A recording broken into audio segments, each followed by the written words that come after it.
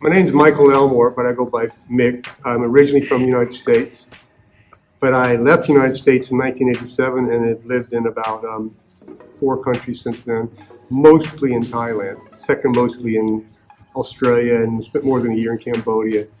I've been a journalist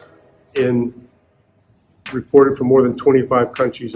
I've been teaching at Chulalongkorn University as what you call guest lecturer, or the visiting professor. I teach 1 or 2 classes a semester, started in 2009.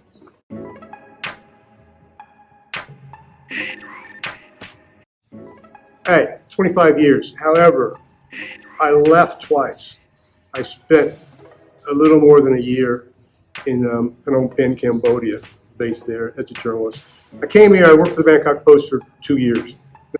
I grew up a lot of different places. I grew up in the United States, but when I was 6 years old, we lived in the Middle East. When I was, we were in Beirut, Cairo, and half the year we were in Oxford, a little town called Killington, England. And then when I was in university, actually when I was high school, I ended up in Guatemala, Central America for 6 months. And then university, like a lot of what you do in university, I did foreign exchange. I did it for 1 year and did it in Bogota, Colombia.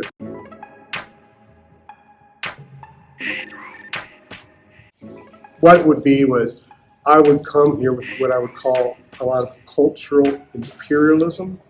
What happens is you come to a culture like Thailand or any other culture, and you just by association think, well, your culture, this is how we do it. Like back in America, we do it like this. So I'd say, well, why don't you guys do it like this? Thais do that when they go elsewhere too. But the actual cultural thing would be difficulty with the foreign language. That's a big deal. And in Thailand, that can be a real big deal because when you leave Bangkok, it's a different country if you don't speak the language. It'd be that lack of connection you'd have because you can't speak to people, so you kind of feel disconnected. That's a real shock. Thailand is pretty relaxed compared to most places, so it's kind of easy to feel okay here, even if you don't understand a lot of things. And I think that's one reason you have people here long term.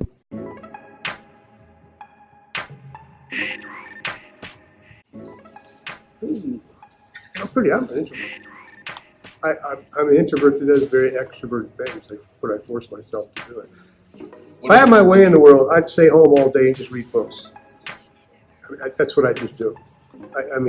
I like getting out, but I'm not agoraphobic. I'm not scared of crowds, and I like people. But I don't know. If I had to say one or the other, I might say I'm an introvert. I came from a very academic family. I wouldn't say they're intellectual, but they're all academic. I did my master's here at Chula 6 years ago. It took me a couple of years, but I did my master's at Chula. Until then, I was the only one in my family that did not have a master's degree. My dad's PhD, my brother's PhD, my sister's law degree, my sister's husband's law degree. My mom is master's in education. My brother's wife is a master's. She has 2 masters. They're all older than me.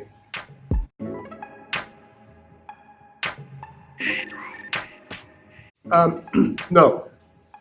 Maybe an introvert, probably being the youngest in a family of people who we talk a lot.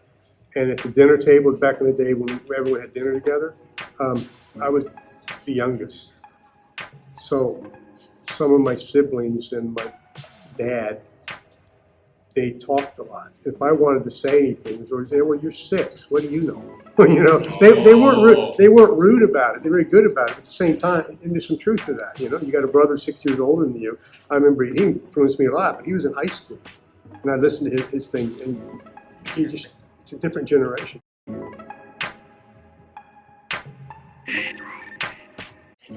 Another interesting question. It's funny. I say an introvert, but I would be a collectivist. I would not have stayed in Thailand as long as I've stayed if I didn't like that aspect of Thai culture. One thing I like about Thai culture is how it is very much like that. It's very much a collectivist society.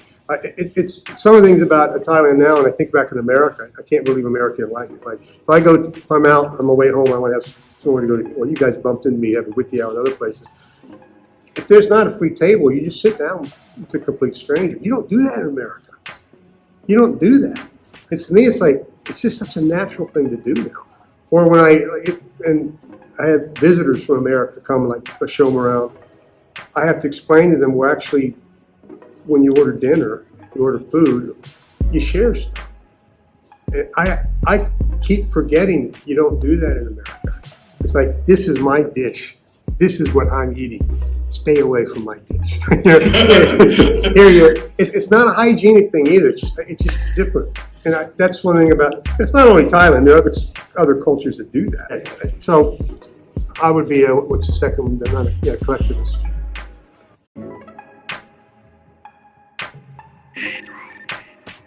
Probably semantic. It's a different language. It's a difficult language for Westerns. Language is the most problematic aspect. Yeah, but only because I want to communicate with people. I say I'm an introvert, but I'd like to communicate with people. And to me, it's like, if you're, especially in any culture, in America too, if you're not talking to people, what are you doing? And the Thai language is very difficult in that way. When I first came here, matter of fact, the day I started the Bangkok Post, I also started going to school to learn Thai at AUA. They used to be over by Brahma 4 and Ceylon. They've moved since then. It's great. I go to AUA in the afternoon, then I go work a late afternoon, evening shift at the Bangkok Post.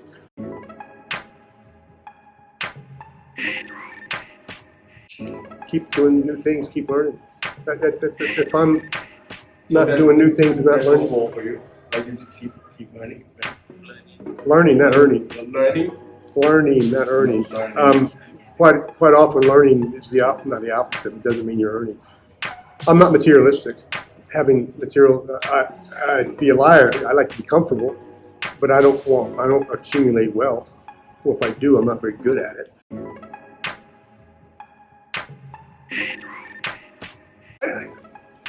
It's funny. The whole time I'm in Thailand, I love Thailand. I mean, I don't have to explain that because I can easily live in 25 countries in this world. I've got American citizenship. I got Australian citizenship. I can live in most of Latin America because I know the language. I got a degree in Latin American studies. There's a lot of places in the world I can live. I choose to live here. A couple times I chose to leave here, but I've come back. So I like the lifestyle here. But I'm leaving next year. I don't know. Maybe I'll come back and retire here. But I connect really well with Thai society. Having said that, there are some aggravating things about here. One of them is being a foreigner here.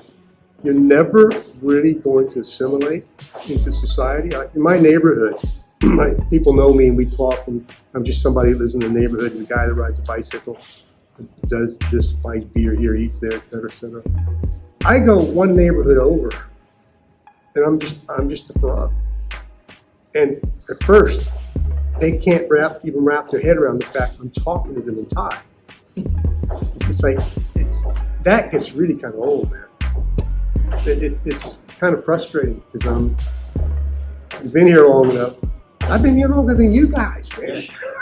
Think about that, you know?